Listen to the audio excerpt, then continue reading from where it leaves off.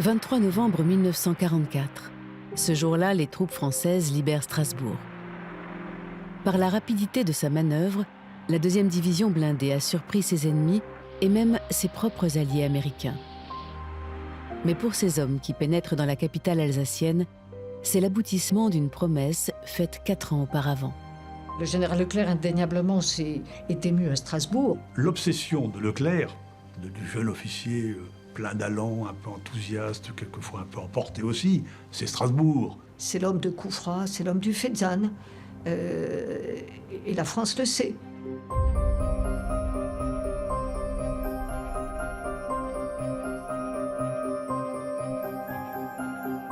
Cette histoire est d'abord celle d'une rencontre. L'un est un général en exil condamné à mort par contumace, l'autre est un militaire porté par une foi inébranlable. Nous sommes à Londres à l'été 1940. Le jeune capitaine Leclerc ne connaît rien du général de Gaulle. Quelques livres de doctrine militaire tout au plus. Et pourtant, il fait immédiatement allégeance au chef de la France libre. En fait, les deux hommes se tiennent en estime rapidement. De Gaulle l'a tout de suite reçu, car Leclerc est le seul officier breveté à cette époque qui a rejoint de Gaulle. Le seul officier breveté de l'armée française. C'est pas rien. Et de ce fait, de Gaulle nommera tout de suite Leclerc au grade de commandant. Leclerc ne connaît pas bien le général de Gaulle. Il n'a pas entendu l'appel du 18 juin. Il apprend à le connaître et à découvrir qu'il a véritablement en face de lui un chef non seulement militaire, qui avait fait ses preuves en 14-18, malgré sa longue captivité, mais un chef politique, qui a une véritable vision pour la France. Quand les deux hommes se font face pour la première fois, de Gaulle a déjà son plan de bataille. Alors le chef sans armée confie au capitaine Leclerc un galon supplémentaire et une mission, mobiliser l'Afrique équatoriale française dans le combat contre l'Allemagne nazie. Le général de Gaulle, dans sa déclaration du 18 juin, avait bien dire que si la France métropolitaine avait bien été anéantie, il restait l'Empire.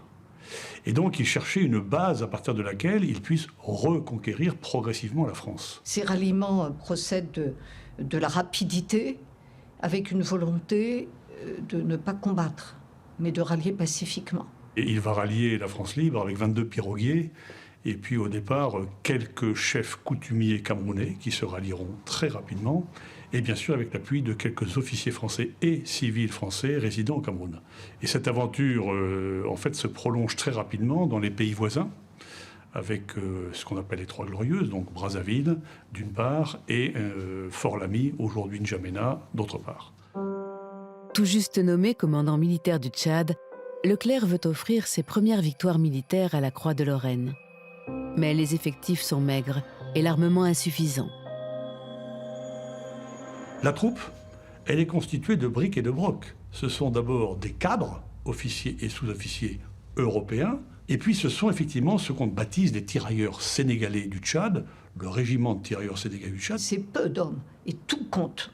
Et ça va demeurer jusqu'en 1943 au moins, l'armée des pauvres, suivant la formule de Leclerc lui-même, qui estime qu'il faut faire beaucoup avec peu. Et c'est l'esprit qui préside et insuffler ce souffle fort de la France libre. Relever le glaive. Le désert n'est pas un théâtre d'opération comme un autre. Pour les stratèges, c'est un terrain d'affrontement idéal. Loin des populations civiles, la tactique et la valeur des combattants seuls décident du sort de la bataille. En ce mois de janvier 1941, les Italiens sont les maîtres du Sahara libyen. Leclerc veut les défaire sur leur propre terrain. Un défi insensé. Plus de 1000 km de terrain aride séparent la colonne française de son objectif, Kufra. Une oasis et un fort qui règnent sur le néant du désert. Pourquoi monte-t-il cette opération ? Pour deux raisons, à mon avis. La première, c'est que Leclerc est un officier de métropole, même s'il a fait ses armes au Maroc comme jeune officier, et autour de lui, il a su choisir, car c'était l'une de ses grandes qualités, il a su choisir parmi ce que l'on peut baptiser les coloniaux, ou les méharistes, ceux qui connaissaient parfaitement le terrain, qui connaissaient la mentalité, les tirailleurs sénégalais, qui venaient de tous les pays de l'Empire d'ailleurs. Il a su progressivement gagner leur confiance. Et c'est un défi qu'il leur lance. Et lorsqu'il lance ce défi d'aller conquérir Koufra, qui est quand même à 1000 km de Faya-Largeau, ce ne sont pas des pistes absolument invraisemblables, qui n'existent même pas d'ailleurs, les coloniaux le regardent avec un air un peu désabusé, un peu goguenard, en se disant « va-t-il réussir? Est-il un peu fou ?»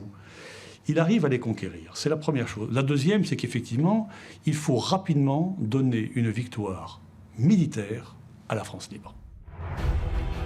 Leclerc n'ignore pas que Koufra est bien défendu. Mais il sait aussi qu'arracher cette position à l'Italie porterait un coup sérieux à la domination fasciste en Afrique. Un groupe de reconnaissance atteint l'Oasis le 7 février. Des premiers combats s'engagent, violents. Le rapport de force est inégal. Leclerc a perdu l'avantage de la surprise. Il lui reste l'audace. Il faut évoquer les conditions difficiles, climatiques, du désert, du sol, qui ne sert pas. Il n'y a pas de piste. Il faut des réserves suffisantes de vivres, d'eau, d'essence. Donc il y a une vingtaine de camions, etc. Des compagnies portées et motorisées, des canons, peu. Le fameux canon de Koufra du lieutenant Sekaldi et l'audace. Leclerc et ses hommes encerclent le fort. Mais comme une ironie de l'histoire, les Français aussi sont captifs. D'un côté comme de l'autre, les lignes de ravitaillement sont coupées. Loin des regards, des hommes s'affrontent dans un coin de sable. Il fallait agir non pas sur la force, mais sur le moral des Italiens. Donc c'est ce qu'il a fait. Il a pris un certain nombre de mesures pour faire croire effectivement aux Italiens qu'ils étaient beaucoup plus nombreux que ce qu'ils pouvaient être en réalité. Alors le premier stratagème, ça a été effectivement de déplacer l'unique canon de 75 de montagne qui avait été amené et de tirer de 30 à 35 coups chaque jour sur les Italiens en changeant d'emplacement. Ce qui fait que les Italiens, effectivement, étant pris à partie au nord le matin et à l'ouest l'après-midi, ont pu se dire effectivement, nous sommes complètement encerclés par de l'artillerie. Contre tous les usages, Leclerc exige lui-même la reddition aux officiers italiens. La capitulation est signée le jour même. La poussière des combats est retombée sur le fort. Le drapeau français est hissé sur le mât. Mais Leclerc n'aime pas les discours. Après la bataille, il adresse à ses hommes une phrase passée inaperçue. Jurez de ne déposer les armes que lorsque nos couleurs, nos belles couleurs, flotteront sur la cathédrale de Strasbourg.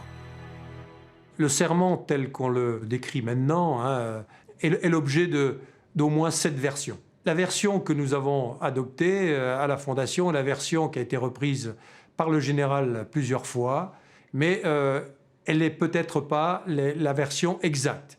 Il y a des versions qui disent « nous arrêtons », il y a des versions qui disent « la cathédrale de Metz et Strasbourg ». Voilà, il y a plusieurs, mais je pense que l'esprit y était. Dans son bureau à Londres, De Gaulle apprend la victoire le lendemain par télégramme. Immédiatement, le général envoie ce message au vainqueur. Vous venez de prouver à l'ennemi qu'il n'en a pas fini avec l'armée française. Les glorieuses troupes du Tchad sont sur la route de la victoire. Je vous embrasse. C'est une opération importante, Koufra, parce qu'elle donne espoir dans cette nuit noire qu'est la France en partie occupée. Et également parce que, suivant la formule du général de Gaulle, elle a montré à l'ennemi que une armée française continuait de se battre. Alors n'en faisant pas la grande bataille.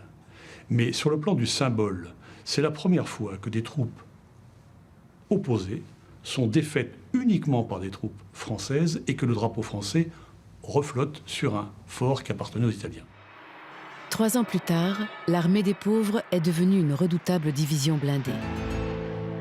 Des soldats de Koufra, il ne reste que quelques survivants qui entrent dans Paris libérés. Mais l'esprit de Leclerc est ailleurs.